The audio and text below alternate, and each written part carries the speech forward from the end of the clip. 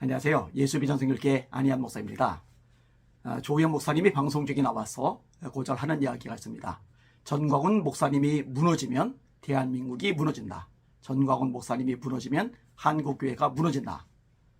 전광훈 목사님이라고 하는 건 이제 조우영 목사님이 한 말이에요. 그런데 생각을 해보세요. 전광훈 씨가 대체 뭐라고? 전광훈 씨가 한 일이 무엇가 있다고? 전광훈 씨는 대한민국에 이익보다는 해를 많이 끼칩니다. 한국교회의 유익보다는 타격을 많이 입힙니다. 그러니까 전광훈 씨가 무너지면 한국교회가 무너지고 대한민국이 무너지는 게 아니라 전광훈 씨가 무너지면 한국교회에 유익하고 대한민국에도 유익이 되는 거죠. 이걸 거꾸로 이야기를 끄집어내는 거예요. 서로 전광훈 씨가 역할을 잘하고 있다고 해요. 진짜 크고 중요한 일을 하고 있다고 해요. 그럼에도 불구하고요, 절대로 목사의 입에서 내가 대한민국 살린다, 내가 한국교회 살린다, 이딴 소리 하면 안 되고요.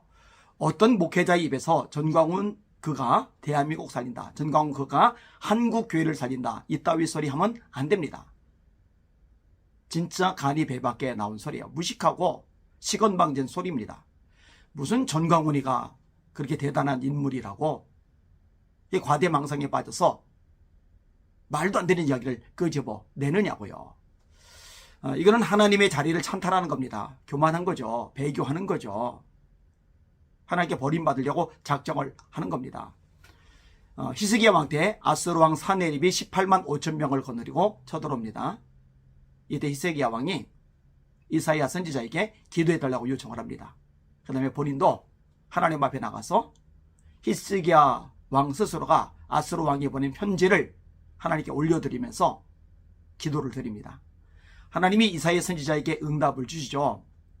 어떤 일이 발생을 합니까? 하나님이 천사를 하나 보내세요. 그 천사가 아수르의 대군 18만 5천 명을 한 번에 다 심판을 해버리십니다. 일반 역사상으로는 이해가 안 가는 일이죠. 그 엄청난 대군이 왜 하루아침에 몰살을 당했을까? 전염병, 패스트니 흑사병이네, 이 전염병이잖아요. 이 전염병이 돌아서 그렇다. 아니에요. 전염병이 돌아도 어떤 사람은 한 달 살고, 어떤 사람은 2달 살고, 어떤 사람은 일주일 살고, 어떤 사람은 이틀 살아요. 아무리 무섭고 엄청난 전염병이라도 모든 사람이 하루아침에 다 죽는 전염병은 이 세상에 존재한 적이 없고 앞으로도 존재하지 않을 겁니다. 그건 전염병이 동 게 아니에요. 하나님의 천사가 심판을 행한 거예요. 자, 나라를 누가 구했습니까? 하나님이 구하셨죠. 하나님이 하시는 거예요. 전광훈이 하는 게 아니에요. 어디 그렇게 시덥지 않은 소리를 합니까? 무슨 전광훈이 무너지면 대한민국이 무너집니까? 전광훈 무너져도 대한민국 까딱하지 않습니다. 대한민국이요, 이렇게 보존이 되고 지금까지 유지가 된 거는요, 무너질 만한 요건이 없었기 때문이 아닙니다. 무너져도 10번도 더 무너졌죠. 그런데 하나님이 기도한 당신의 종들의 기도를 들으시고 당신의 백성들의 애절한 부르짖음을 들으시고 이 땅을 붙잡아 주시고 고쳐주셨기 때문에 유지가 되고 있는 겁니다. 하나님의 은총인 거죠. 하나님 앞에 엎드려 감사해야 할 일인 겁니다. 여호사밧 함께 모압, 암몬, 마온 세 나라가 쳐들어왔습니다. 생각을 해보세요. 미국이 도와주지 않아요. 그런데 러시아, 중국, 일본이 같이 쳐들어왔어요. 이거 감당이 안 되죠. 여호사밧이 백성들에게 존경을 받는 왕입니다. 이 여호사밧이 하나님의 말씀대로 순종을 잘하는 왕입니다. 그렇기 때문에 하나님의 사랑과 인정을 받는 왕이 여호사밧 왕입니다. 그런데 심히 두려운 거예요. 하나님 앞에 엎드려 기도를 하죠. 이때 야하시엘 선지자가 하나님의 말씀을 전해줍니다. 이번 전쟁은 너희가 싸울 것이 없다. 하나님이 싸우신다는 거예요. 이 말씀 듣고서 찬양대를 조직을 합니다. 찬양대가 찬송을 부릅니다. 예복을 입은 채로 군대 앞에 찬송을 부르면서 찬양대가 나아가는 거예요. 대단한 거죠. 군인들은 갑옷이라도 입죠. 창이라도 칼이라도 들죠. 방패라도 붙잡고 있죠. 찬양대원들은 그런 거 없어요. 창으로 찌르면 찔려야 돼요. 칼로 베면 베어야 돼요. 활을 쏘면은 화살에 맞아야만 해요. 갑옷이 아니고 예복이란 말이에요.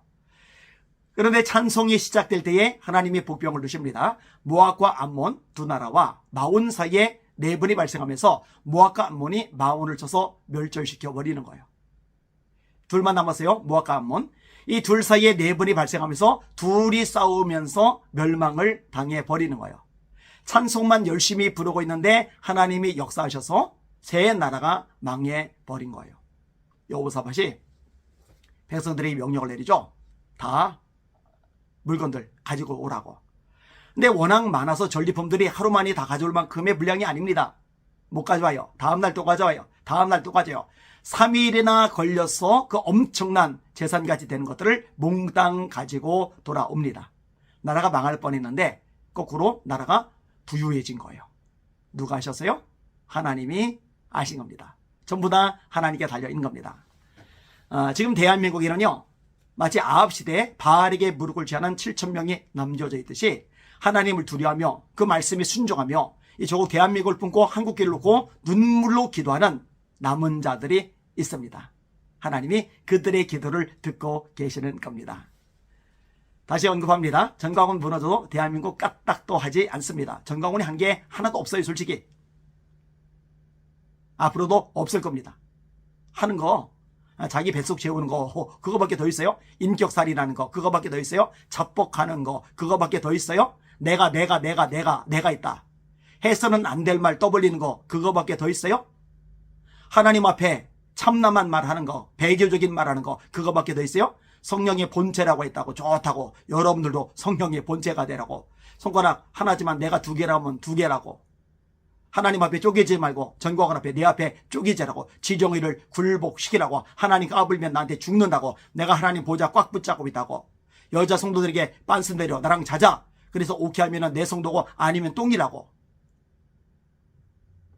이런 인간은요, 이런 인간 때문에 대한민국이 지켜지는 게 아니라 이런 인간 때문에 한국교회가 망가지고 엉망진창이 되고 있는 거죠. 그래서 제가 이걸 바로잡으려고 애를 쓰고 있는 것이고요. 과대망상 환자들 참 많아요. 전광훈 집단 속에 너무 많아요. 그 불쌍한 영혼들이 빨리 눈을 뜨고 미몽에서 벗어나도록 기도 많이 해주시길 바랍니다.